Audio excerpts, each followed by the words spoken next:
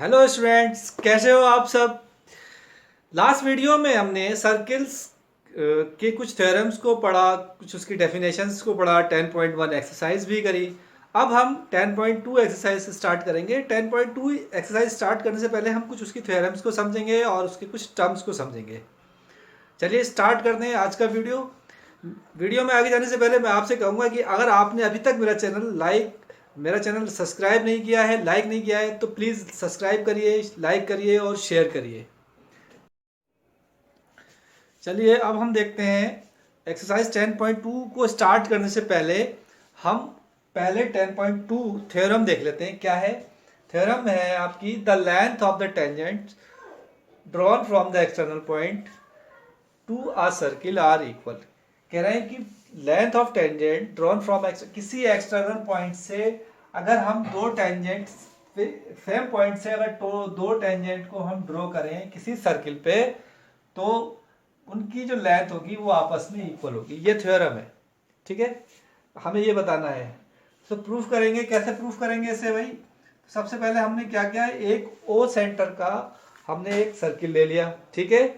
कोई point P ले लिया, पी से हमने एक टेंजेंट पी क्यू और एक टेंजेंट पी आर हमने ड्रॉ कर दिया और कंस्ट्रक्शन में पी को ओ से मिला दिया, ठीक है। अब हम क्या करेंगे, हमें प्रूफ करना है कि पी क्यू की लंबाई पी आर की लेंथ के बराबर है, यानी कि पी क्यू की लेंथ और पी आर की लेंथ दोनों की इक्वल है। ये प्रूफ करना है, या in other words we can say that the length of the tangent drawn from external point are equal. तो टेंजेंट्स इक्वल होना चाहिए लेंथ में, ये हमें प्रूफ करना है। तो हमने क्या करा, एक ट्राइंगल ले लिया हमने ओ क्यू पी और एक ले लिया हमने ओ आर पी, ठीक है। ये दो ट्राइंगल हमने ले लिए। सबसे पहले देखिए हमने कौन कौन से लिए, ओ क्यू पी, एक ट्राइंगल ये लिया और एक लिया हमने ओ आर पी, दो लिए। अब इन दोनों में क्या क्या चीजें कॉमन आ रही हैं ये देख लेंगे हम। क्या क्या चीजें कॉमन आ रही है, देखिए O Q O R equal है, क्यों? क्योंकि ये दोनों एक ही सर्किल के रेडियस हैं, तो रेडियस सारी की सारी इक्वल होती है। रेडियाई ऑफ सेम सर्किल, यहाँ लिख देंगे रेडियाई ऑफ सेम सर्किल। दूसरी चीज क्या आ रही है इसमें, दूसरी चीज क्या कॉमन आ रही है, आप देखिए angle O Q P, angle O Q P is equal to है एंगल ओ आर पी। क्यों? क्योंकि दोनों कैसे हैं, 90 डिग्री के। ये हमने 10.1 में प्रूफ किया था कि जो टेंजेंट होता है वो परपेंडिकुलर होता है, तो ईच 90। दो चीज आ गई हमारे पास, और हमारे पास ओपी ओपी दोनों में कॉमन है। तो कॉन्ग्रुएंस प्रूफ करने के लिए हमारे पास तीन चीजें होना चाहिए, दो साइड है या एक एंगल, या तीन साइड है या एक एंगल दो साइड्स। ये कोई सी भी कॉन्ग्रुएंसी हम लगा सकते हैं यहाँ पर। तो ये कॉमन हो गई आपकी। तो यहाँ कौन सी कॉन्ग्रुएंसी लग रही है, साइड साइड एंगल। तो हमारी एस एस ए कॉन्ग्रुएंसी से ये क्या होगा, कॉन्ग्रुएंस होगा। ओ क्यू पी कॉन्ग्रुएंस है किसके, O R A P, O R P के। कौन सी कॉन्ग्रुएंसी लगी इसमें, एस एस ए कॉन्ग्रुएंसी हमने लगा दी इसमें। इस तरह से हम सीपीसीडी से ये बता सकते हैं कि P Q is equal to है पी आर के। कैसे लगाएंगे, CPCD corresponding parts of the corresponding triangle, या corresponding parts of congruence triangle. CPCD की फुल फॉर्म ये है। तो इस तरीके से ये प्रूफ हो गया कि जो अगर हम किसी फिक्स पॉइंट से टेंजेंट को ड्रॉ करें किसी सर्किल पर, तो उसके जो टेंजेंट्स की लेंथ होगी वो इक्वल होगी। एक थ्योरम तो हमारी ये प्रूफ हो गई। एक्सरसाइज को स्टार्ट करने से पहले एक एग्जाम्पल कर लेते हैं। एग्जाम्पल एक थ्योरम की तरह काम करेगा, आपकी क्वेश्चंस में आपकी हेल्प करेगा 10.2 एक्सरसाइज को करने में। चलिए इसको डिस्कस कर लेते हैं। एग्जाम्पल नंबर 1 है ये। देखिए क्या कह रहे हैं ये, prove that in to concentric circle, proof करिए कि दो कॉन्सेंट्रिक सर्किल में। अब कॉन्सेंट्रिक सर्किल आपको पता होना चाहिए क्या होते हैं। कॉन्सेंट्रिक सर्किल वो होते हैं जिनका सेंटर एक ही हो। जैसे यहाँ पर दो सर्किल है, एक C1 एक C2 है, तो इन दोनों का सेंटर क्या है, एक O ही है, यानी कि इसका सेंटर भी O है C1 का और C2 का भी। तो ऐसे सर्किल जिनका सेंटर सेम होता है, एक ही होता है, उसको हम कॉन्सेंट्रिक सर्किल कहते हैं। तो to concentric circle the code of the larger circle. अब लार्जर सर्किल कौन सा है, ये C2 है और इसकी कोड क्या है, AB है। तो लार्ज सर्किल की जो कोड है विच टच द स्मॉलर सर्किल, जो स्मॉलर सर्किल को टच कर रही है, यानी कि ये इस बड़े वाले सर्किल की तो ये कोड है, लेकिन स्मॉलर सर्किल के लिए ये टेंजेंट है, ठीक है, जो कि स्मॉलर सर्किल को टच कर रही है, इस बाइसेक्ट। अब यहाँ पर इन्होंने एक चीज और दे दी, बाइसेक्ट। बाइसेक्ट क्या होता है? बाइसेक्ट का मतलब बाई का मीन्स होता है टू और सेक्ट का मीन्स होता है पार्ट, यानी कि वो क्या कर रही है, दो पार्ट्स में उसको डिवाइड कर रही है। Bisected at the point of contact, contact पर बाइसेक्टेड कर रही है, यानी कि दो पार्ट्स में इसको डिवाइड कर रही है, यानी कि AP इज इक्वल टू है BP, यानी कि जितनी यहां से यहां तक की डिस्टेंस है वही उतनी AP is equal to BP होना चाहिए इस हिसाब से। चलिए अब इसको हम प्रूफ करते हैं। कैसे प्रूफ करेंगे देखते हैं।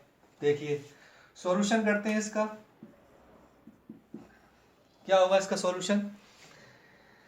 सबसे पहले हम क्या करेंगे, कंस्ट्रक्शन कर लेंगे कि इसको हमने मिला दिया इससे, O को मिलाया A से और O को ही मिलाया हमने P से। ज्वाइन पहले सबसे पहले करेंगे क्या, ज्वाइन OA एंड OB, ठीक है, ज्वाइन OA और OB। अब हमने इसको ज्वाइन करा दिया O को A से और O को B से। अब हम देखते हैं बुक में आपके दूसरे तरीके से सॉल्व हुआ है, हम इसको कॉन्ग्रुएंसी से प्रूफ करेंगे, ठीक है। तो देखते हैं इन ट्राइंगल हम ले लेते हैं, in triangle OPA and triangle OPB में। तो देखिए OP दोनों में कॉमन है, सबसे पहले तो जो कॉमन है वो लिख लेते हैं, ठीक है। दूसरी चीज angle OPA is equal to है एंगल OPB, क्योंकि जो टेंजेंट होता है वो रेडियस से क्या करता है, 90 डिग्री का एंगल बनाता है, ईच 90 डिग्री। दो चीजें हो गई। और OA side OA is equal to है OB, क्योंकि ये लार्जर सर्किल की रेडियस है, तो रेडियाई ऑफ लार्जर सर्किल। तो आपने देखा कितनी इजीली जो है ये कॉन्ग्रुएंसी प्रूफ हो गई यहाँ पर। तो ये ट्राइंगल OPA कॉन्ग्रुएंसी हो गया आपका OPB से। क्या हुआ, हमने दो साइडें ली हैं और एक एंगल साइड से ये प्रूफ हो गया। इसका मतलब CPCT से आपका CPCT से क्या आ रहा है आपका, CPCT से आपका आना चाहिए, हम यहाँ आगे लिख लेंगे यहाँ पर छोटा सा, क्या AP is equal to PB। ये कैसे प्रूफ हो गया हमारा, CPCT से, यानी कि corresponding parts of congruence triangle. तो इस तरीके से हमारी ये थ्योरम प्रूफ हो गई। ये देखते हैं एक्सरसाइज 10.2 का पहला क्वेश्चन क्या है। फ्रॉम अ पॉइंट Q, किसी पॉइंट Q से the length of the tangent to a circle, किसी सर्किल पर टेंजेंट की जो लेंथ है वो कितनी है, 24 सेंटीमीटर है। कितने सेंटीमीटर है, 24 centimetre. And the distance of the Q from the centre of the circle, और सेंटर ऑफ सर्किल तक इसकी डिस्टेंस कितनी है, 25 सेंटीमीटर। अब आपको बताना है कि what is the radius of circle, उस सर्किल की रेडियस कितनी है। तो जैसा कि हम जानते हैं कि जो टेंजेंट होता है वो किसी भी सर्किल पर रेडियस से 90 डिग्री का एंगल बनाता है। तो हमने एक सर्किल ले लिया रेडियस वो सेंटर का, और इसकी रेडियस है OP, और OP जो है वो P से 90 डिग्री का एंगल बना रही है। तो जब 90 डिग्री का एंगल बना रही है तो हम 90 डिग्री की इसमें थ्योरम लगा देंगे। तो फ्रॉम PGT से क्या होगा आप देखेंगे, फ्रॉम PGT क्या आएगा, पाइथागोरस थ्योरम हम लगा देंगे। इसमें क्या होता है, हाइपोटेन्यूस का स्क्वायर यानी कि OQ का square is equal to QP का स्क्वायर प्लस OP का स्क्वायर, ठीक है। OQ आपको दे रखा है 25, OQP दे रखा है आपको 24, इसका स्क्वायर हो गया, और OP आपको निकालना है। 25 का स्क्वायर होता है 625, 24 का होता है 576, और OP का आपको निकालना है, that is the value of OP। तो आपने क्या किया, 625 में से 576 माइनस कर दिया, और इधर रह गया आपका OP स्क्वायर। ये आपका बचा 25 सॉरी 25 और 24, 49 बचा ये। 49 is equal to OP square, यानी कि OP कितना आ गया 49 का अंडर रूट, और 49 का अंडर रूट होता है 7। इसका आंसर आया 7 सेंटीमीटर। तो इसमें कौन सा ऑप्शन सही है? इसमें पहला ऑप्शन राइट है। ठीक है, इसको हम टिक कर देंगे, पहला ऑप्शन बिल्कुल सही है।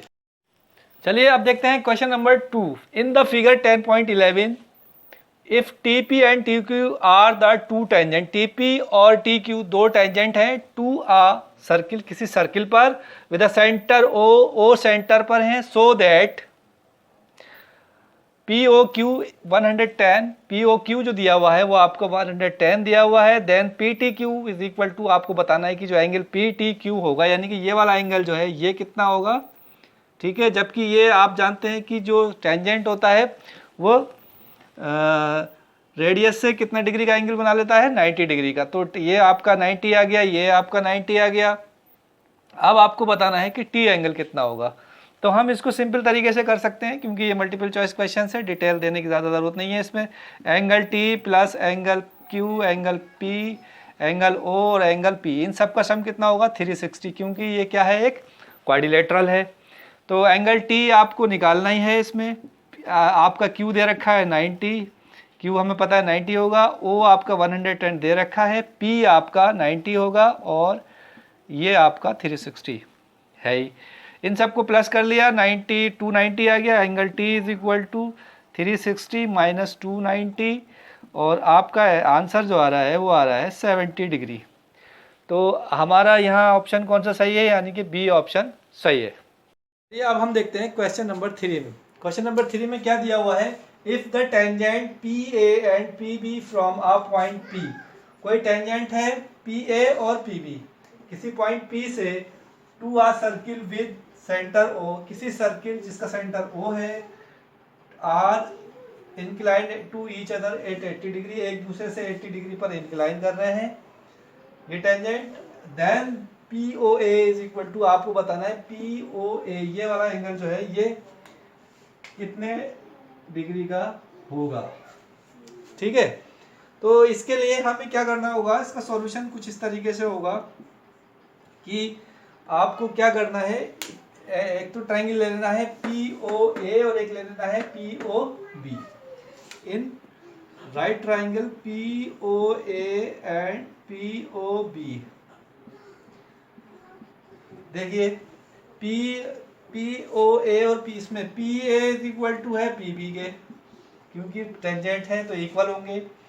दूसरी चीज है PO दोनों में कॉमन है। तीसरी चीज है आपका OA इज इक्वल टू है OB के, क्योंकि ये क्या है, PA is equal to PB, ये क्या है, टेंजेंट है, ये इसलिए इक्वल है क्योंकि ये टेंजेंट है। टेंजेंट क्या होते हैं, इक्वल होते हैं आपस में, अगर एक ही पॉइंट से रखा गया हो तो। अच्छा PO ये दोनों कॉमन, PO दोनों में कॉमन है। और तीसरा पॉइंट है OA is equal to OB। तो अब देखिए अब क्या होगा इसमें, हम क्या करेंगे, ये साइड से क्या हो गया, ये साइड से कॉन्ग्रुएंस हो गया। तो कॉन्ग्रुएंस हो गया तो CPCT से क्या हुआ कि angle POA is equal to होगा एंगल POB के, CPCT से। तो हम क्या करेंगे, अब इसकी वैल्यू निकालेंगे। कैसे, क्योंकि ये पूरा कितने का था, 80 का था, ये कितने का था, एंगल B 90 का। तो ऐसे लिख लिया, angle P plus angle B plus angle O plus angle A, सबका सम निकाल लेंगे। ये कितने का बराबर होगा 360 के। P की वैल्यू दे रखी है 80, B 90 का हो गया, O आपको निकालना है, A कितना हो गया, A भी 90 का है। तो अब क्या करेंगे आप, 90 90 180 और 260 हो गया, 260 plus angle O is equal to 360। Angle O आपका आ गया, कितना आ गया, angle O is equal to, angle O आपका आ गया, angle O is equal to आ गया 360 माइनस 260, आपका ये आ गया 100। Angle O is equal to आ गया 100। O का हाफ कर देंगे, ये दोनों क्योंकि इक्वल है, तो O का हाफ कितना हुआ 50। तो इसमें कौन सा आंसर सही है, हमारा ऑप्शन A सही है। ठीक है।